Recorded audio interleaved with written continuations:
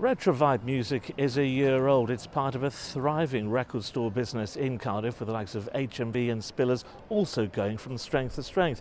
And the owner of the store says music lovers in Cardiff have a wide variety to choose from. It is, but it's quite a scene. We each have something unique. There's something individual about every record store, and we've got our place. We found our niche. We've got the vinyl, the new and old vinyl, and 78. So I think we all have our own sort of part to play. Is it giving the sort of music lover different choices, different options? It is, and we sort of cater for everybody. So whether you're sort of into the latest Volbeat album or whether you're into sort of jazz or classical, we feel that everybody's musical taste is valid. Of course, it's been a year now. Are you surprised at how quickly that's gone?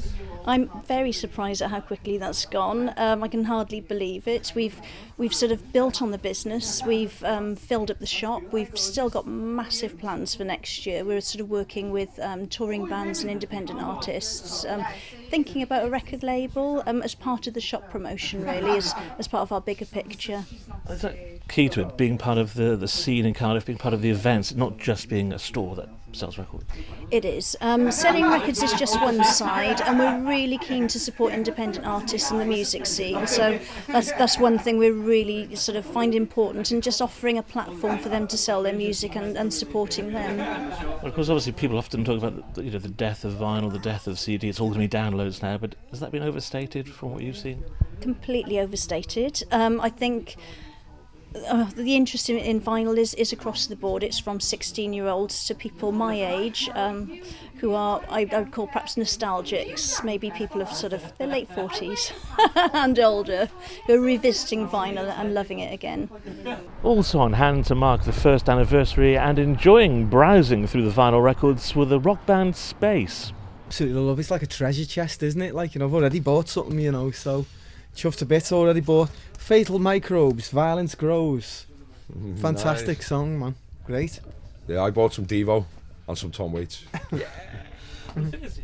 Actually, sort of seeing a physical product, you can't beat it, can you? No, it's great. It's all coming back out again now. Lots of people are doing vinyl again, Yeah. This is how we grew up. This is when we were kids. This is exactly. It was all record shops, and there was no CD then. It was just vinyl and tapes. Yeah. That was it. Like when I came in, you were browsing around. Is that part of the fun of it? Those kind of accidentally stumble across things you don't expect. It is. That's the best thing. That's why I like artwork, and on big records, the artwork's really visible, and it attracts you to it, doesn't it? It makes you buy it.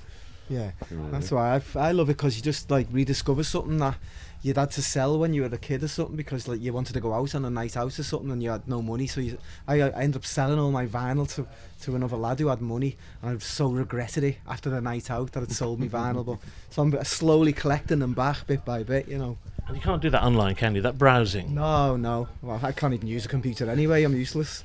It's just not the same, really. You can it's like instant gratification online, and you know what I mean?